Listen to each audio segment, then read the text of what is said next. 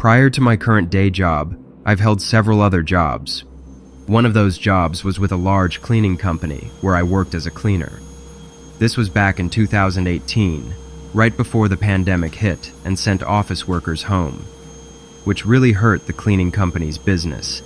We got contracts from various businesses to handle their office spaces. Sometimes there would be multiple workers assigned to clean. Other times, it was just one of us. I recall there was this one client company that took up floors 8 and 9 of a 20-story office tower downtown. I handled late nights, and I liked the night shifts. Traveling to and from work, there would be zero traffic, and it felt good to be able to finish my work and head out easily.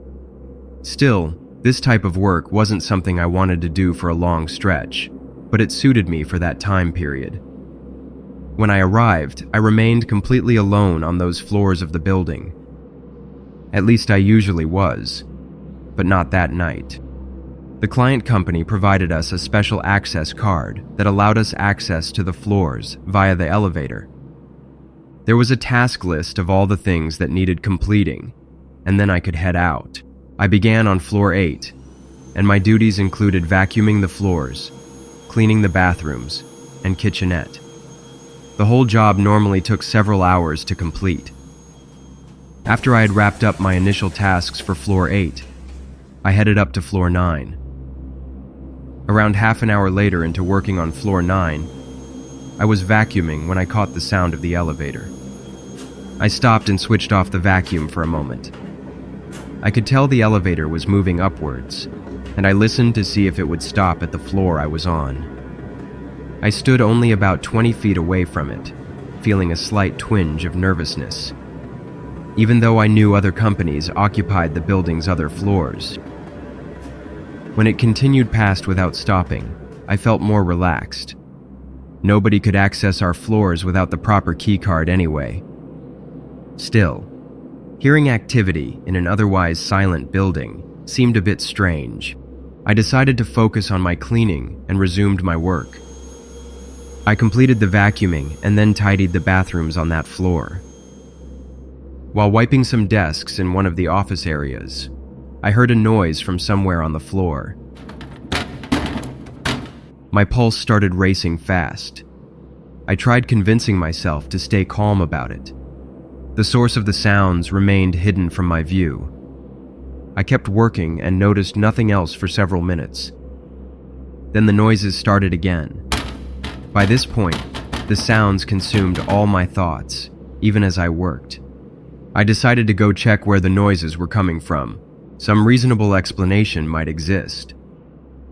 I walked over and spotted nothing at first, but then another noise came from the server room, an area our cleaning keycards couldn't access. The sound was closer and louder than before.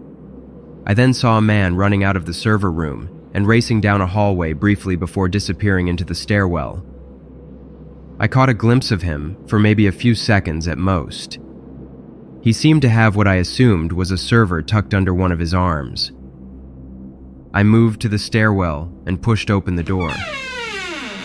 Looking inside revealed nobody in sight. The man must have gone up or down the stairs. He lacked enough time to get far yet. I announced that he needed to drop what he had taken and exit before I contacted the police. Right after saying that, I heard a quiet beep sound and a door gently open and then slam shut. I stayed in the stairwell, keeping watch for a couple of minutes, before pushing a filing cabinet against the door to create an obstacle. Since the door opened inward into the stairwell, it was impossible to jam it shut, but at least this would slow him down if he returned. Then I went back to finish my work. It didn't take long before I moved on to complete the last section. I heard no more noises, and everything appeared fine. Sure, I still needed to report that somebody had been in the building, but I truly believed that they had gone by now. I pushed the filing cabinet back to where I found it before taking the elevator down to floor 8 to complete a few final tasks before ending my shift. As the elevator doors opened on floor 8, I stepped out. The elevator doors closed behind me, and I heard the elevator descending. I assumed to floor 1. I went into the kitchenette area to finish cleaning when I heard footsteps in one of the hallways. The footsteps were coming from behind me, growing louder by the second. When they were about 30 feet away, I turned around. I saw the man. He had the server tucked under one arm, just as I had seen him earlier. In his other hand, he was holding something small, but I couldn't make out what it was. I froze for a moment before rushing toward the stairs. The elevator would take too long to reach me. When I reached the stairs, I ran down as fast as possible. I heard the man coming down the stairs behind me. He stayed about one flight of stairs back. I ran faster than ever before in my life. At last, I made it to ground level and charged through the front entrance. I reached the parking lot and rushed to my work truck. I got inside safely, but my equipment remained inside the building. I phoned both police and my boss. I waited in my truck in the parking lot until officers showed up. When they arrived, their search turned up empty. The following day, the company, or maybe building security, I'm not sure which, checked the keycard logs and discovered he was an employee who had been fired from our client's company the previous week. They had forgotten to collect his keycard and deactivate its access. They caught him a few days after that. The experience left me completely shaken.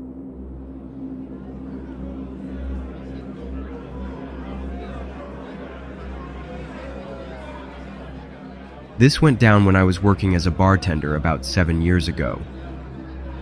For the story's sake, I should mention that I was 23 at the time, and I am a petite Japanese-American woman. It was a packed Saturday night. I was busy mixing drinks with the bar manager, and she noticed that we were running low on supplies. So she sent me to a 24-hour grocery store down the street to grab a few things we needed. The store was only a 5-minute walk away, so I headed over like always. I got everything from the list without problems until I reached the liquor section. 3 guys with shaved heads stood there, giving off white power vibes, looking at me and talking quietly to each other in a way that made me feel uncomfortable. I figured they were saying stuff about me. Everything seemed fine at first, but something about them felt off. Maybe it was how they moved, or the way they watched me. I couldn't put my finger on it. Before they could come near me, I grabbed what I needed quickly and moved fast to the self-checkout. I got to the self-checkout, and those 3 guys came right behind me. They used the machine next to mine, but I could tell they weren't really interested in buying anything. I saw them better now since they were close by. The first guy was tall, big, and looked mean. The kind of person who started fights for fun. The second was short and heavy with red eyes. He seemed drunk or high on something. The third one stayed quiet, like he was waiting for something to happen. They were all staring at me, and when I made eye contact with them, I gave a quick, closed-mouth smile, hoping they'd leave me alone. The tall one started talking to me, getting way too close for comfort. He pointed at the alcohol I was buying and asked if I was ready to party. I told him it wasn't mine, keeping it short and trying to focus on scanning my items. They moved closer, way inside my personal space, not at all caring about their stuff that needed scanning. The tall one leaned in closer as he asked if it was for my boyfriend. I gave him a nod and looked somewhere else, trying to show I didn't care. My hands were shaking a bit as I scanned the bottles. The tall one wouldn't stop. He told me to hang out with them instead, saying they could show me a real good time. I said I had other plans, while wishing the machine would work faster. The tall one got angry when his moves didn't work. His voice got scary as he moved right next to me, but I kept looking at the scanner. He smelled bad, like he hadn't washed in days, and I could feel his breath on my neck. He started yelling about how I probably only went for Asians and didn't mix with the local men, insisting that I was missing out big time. He put extra emphasis on the big. He said they needed to fix that about me. I wasn't sure what he meant by all that, but it felt frightening. Ironically, none of what he said was true at all. His friends moved closer too, blocking my way out. It turned out a tough-looking woman working at the self-checkout had been overhearing everything. She had this strong way about her and wouldn't take crap from anyone. Her voice boomed across the store as she called out that my machine wasn't working right and she needed to move me to a register. She stepped closer, making herself known. The guys changed their whole act real fast, pretending we were all buddies just messing around. The worker, standing strong and sure, gave them this look that said she knew better. She put her hand on my back and walked me away while watching them, keeping herself between me and the men. At the new register, she told me straight up that the machine wasn't broken at all. She had seen those guys come in and knew they meant trouble from the start. She had already told security to get ready, saying something about how she had dealt with their type before. Her voice was steady and reassuring, but I could tell she was ready if they tried anything stupid. My bar manager called me right then to check why I was taking so long. She always kept track of time when she sent people on runs, knowing how dangerous the area could get late at night. After hearing what was happening, she sent one of our bouncers, a huge, scary-looking guy with a heart of gold, who handled troublemakers at the bar. The shop assistant said to wait for him inside, since those men were probably outside, waiting for me to leave alone. She got that right. When our bouncer showed up, all three guys were hanging around near the front doors like they had nothing better to do. They backed off real quick once they saw him. Guess they weren't so tough when faced with someone bigger than them. The bouncer walked with me back to the bar, keeping watch the whole time. Later on, I wrote to the store's main office about that worker. She didn't even know me but still helped keep me safe, and that stays in my head even now. That worker probably saved me from something real bad that night, and I'll never forget how she took control of the situation without even thinking twice about it.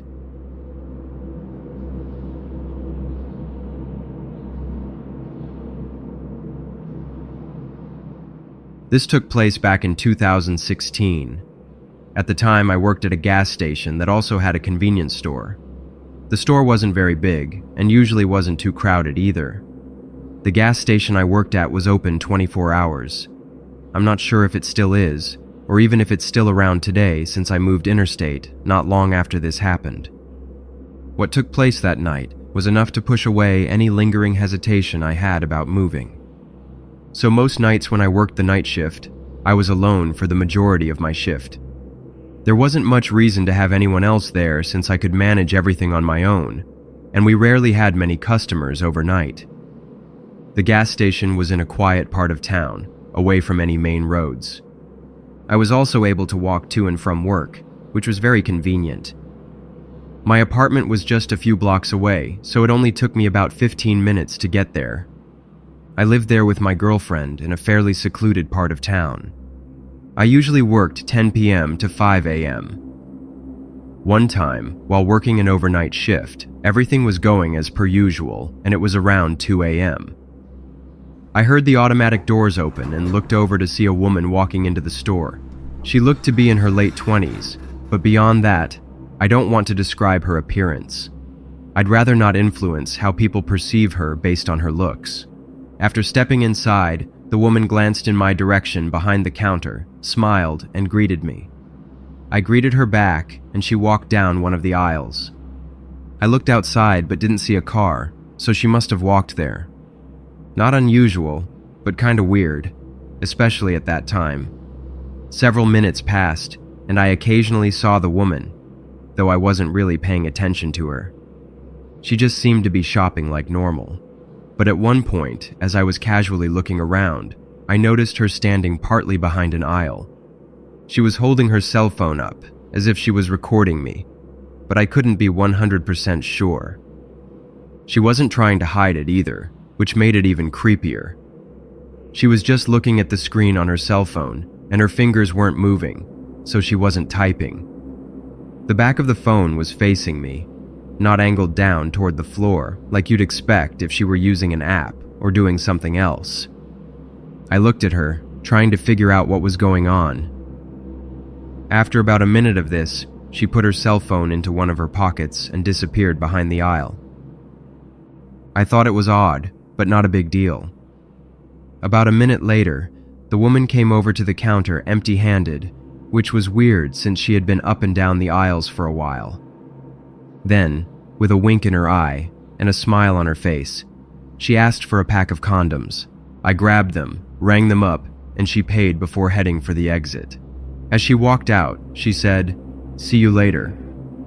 I thought it was an odd choice of words, but not completely unusual. I said goodnight back, a little weirded out by the whole experience. I figured it was just another odd late-night interaction, not completely unusual for the job. After she left, I quickly forgot about it all. I mean, yeah, it was strange that she seemed to be recording me or whatever, but it wasn't the creepiest thing in the world. Hours went by, and several more customers came in. All of them were pretty normal. When 5 a.m. came, my shift ended, and another coworker took over. I left the gas station and headed back to my apartment along the sidewalk. It was still dark outside, and everything was calm. As I walked back, something seemed off. I heard footsteps behind me. Someone was following at a distance. Curious, I didn't look until I crossed a block. When I did, I saw her. The same woman from earlier. That was strange. I crossed the street, then another, heading down the sidewalk that led straight to my apartment.